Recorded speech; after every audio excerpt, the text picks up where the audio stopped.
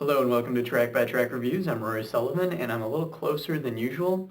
That's because I'm just trying to figure out what looks best. I'm sort of experimenting with my camera. And speaking of experimenting, I'm in today to talk about the new Radiohead album, The King of Limbs. And if you don't know who Radiohead is, insert condescending statement here. In typical Radiohead fashion, they're just like, yeah, new album's coming out in 5 days, check that out.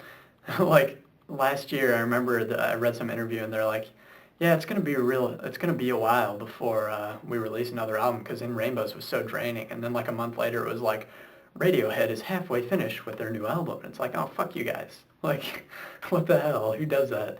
And then of course, like, oh, our album's coming out in 5 days. And then the day before it's supposed to come out, they're like, hey, yo, you know that album we told you about? Yeah, that's coming out today, actually. Sorry. They just like, they're so weird the way they deal with things. They're almost dickish in the way that they deal with their stuff. But despite all this, I love Radiohead. Sometimes I come on here and talk about a band and I sort of have to do my background research, go listen to old albums. But for this, I've already heard everything by Radiohead. I know my stuff with Radiohead. They're one of my favorite bands. OK Computer is my favorite Radiohead album, so we can just get that out of the way. The question of, are you a Kid A Radiohead fan or an OK Computer Radiohead fan? I'm an OK Computer, and I still love Kid A. And I really love all their records. Even Pablo Honey I find things to like about. With a band as big as Radiohead, there's sure to be expectations that aren't met because expectations are so high. And a lot of people are really disappointed with this record. A lot of people are embracing it as a great album. And let's go track by track and see where I stand. So Radiohead kicks off the album with the song Bloom, and right away we're hit with this really kind of eerie piano loop. And that's one of the big things on this album and definitely on this song. There's a lot of loops. In fact, there's like 3 different drum parts looped on top of each other, just a ton of layers. And what's interesting also to note is, with the exception of Tom York's voice, which has some really pretty melodies on here, and he's got a fantastic voice, is that the drums and bass are really the foundation for this song. And there's really, I don't even hear Johnny Greenwood. There's no guitar, which is kind of interesting. And you even get some horns at the end. And I think while this song is definitely cool, I really like the rhythm. It's really interesting because it sounds like it's offbeat, but it's in time with the bass guitar. It's really cool. But overall, the song just isn't that enjoyable to listen to. While I can respect it for how it sounds and the cool experimentation, I just don't really enjoy listening to the song that much. As opposed to like changing and going somewhere, they just sort of keep tacking on things to the main foundation of the song. So it doesn't really seem to go anywhere. It's like running in place. Not a bad song, but kind of underwhelming for an opener. The second track on the album, Morning Mr. Magpie, is definitely one of my favorites on the album.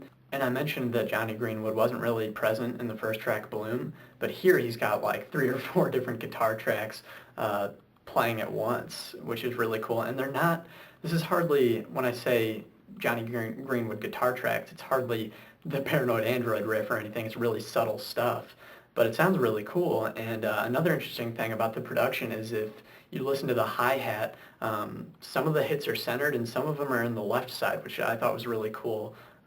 It makes a cool effect. And also, Tom's voice is just freaking gorgeous on this song.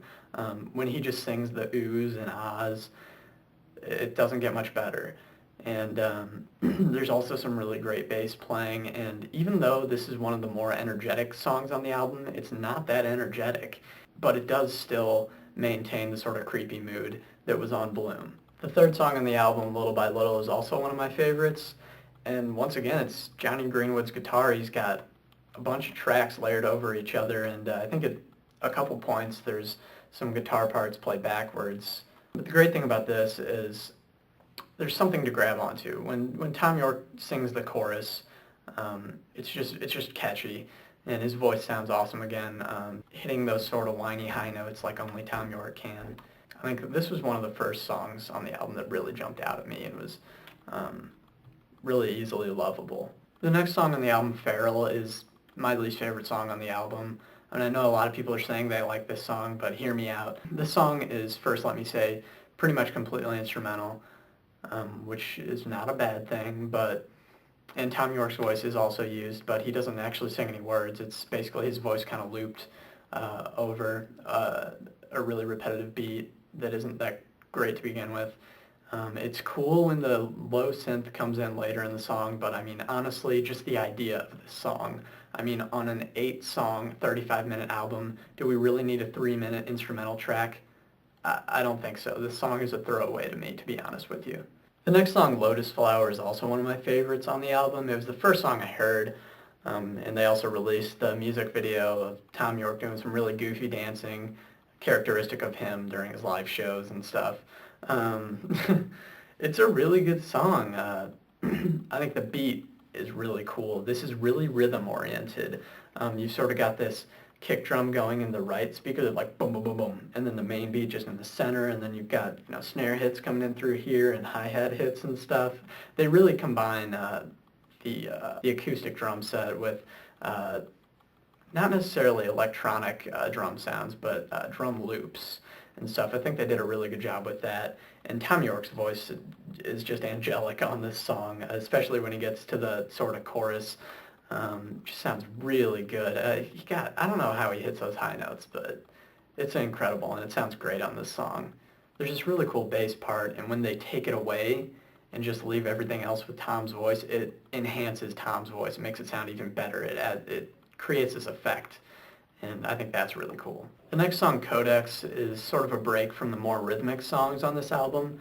Really all you get percussion-wise is just a kick drum. I think it's very welcome, and this song is definitely the most beautiful on the album. Really, it's just the piano and the strings and horns at the end, and Tom's voice on this song is just so calm and so beautiful. It's like when you listen to Moonlit Sonata, you can't really explain why it's so beautiful, but just for whatever reason, that arrangement of notes in that order is just beautiful, and that's what Codex is.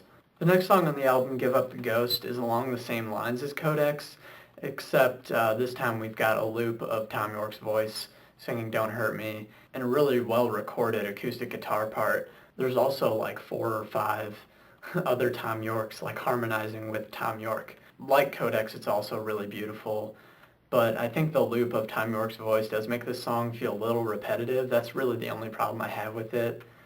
And maybe it goes a little too long. And also just on a little side note, it kind of reminds me of Neil Young when his voice first comes in. And also maybe even a little like Jose Gonzalez or something. But yeah, it's a good song as well. The next song, Separator, is, as of right now, my favorite song on the album. It's got my favorite beat from Phil Selway that he repeats throughout the entire song, which he does on every song on this album.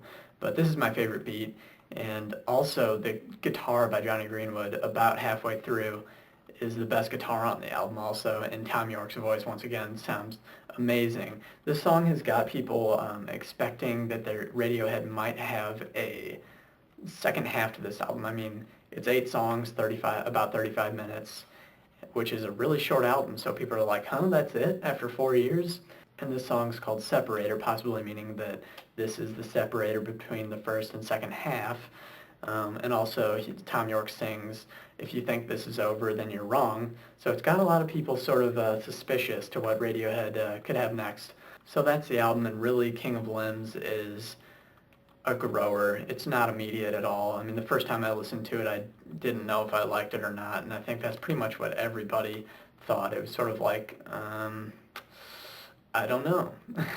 But the more I listen to it, the more I like it, even though Feral and Bloom are sort of underwhelming for me. I'm not really crazy about those tracks, but the rest I listen to and I like more and more every time I hear them. I understand where people are coming from who don't like this album. It can feel a little repetitive at times, and I can see why people would think it's boring. But really, it's the subtleties of this album that make it great. There's nothing that's going to jump out and hit you straight in the face, except for maybe some vocal melodies on Lotus Flower or the beat on Separator. It's just not that kind of album. And one thing that I haven't really heard people talk about is how this is going to translate into a live tour, because I don't think that's going to work very well at all, because this is just such a low-energy album. I mean, of course, they're not just going to play only King of Limbs songs, because that'd be an incredibly short set, but I'm not really sure how this is going to translate to a live tour. I don't know if that's really going to work out that well, but anyway, even if this album is possibly lacking some of the energy, and the Needle Drop pointed out emotion, I'm going to kind of agree with him there. Not completely. I think Codex is very emotional, and same with Separator.